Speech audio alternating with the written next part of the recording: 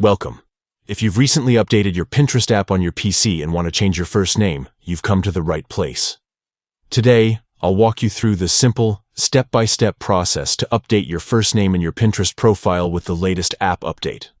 First, open the Pinterest app on your PC. Once you're logged in and at the main screen, look for the gear icon on the left side menu. This icon represents the settings area, where you can manage your account details. Click on the gear icon, and this will take you to your settings page. Here, you'll find various options to customize your account. Now, locate and select the Edit Profile option.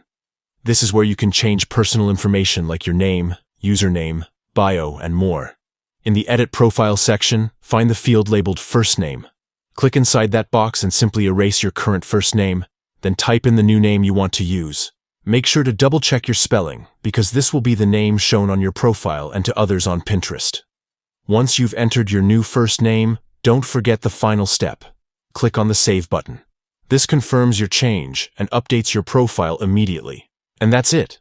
Changing your first name on the Pinterest app for PC with the new update is quick and straightforward.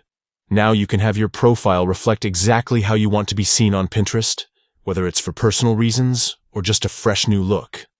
Thanks for watching, and enjoy customizing your Pinterest experience.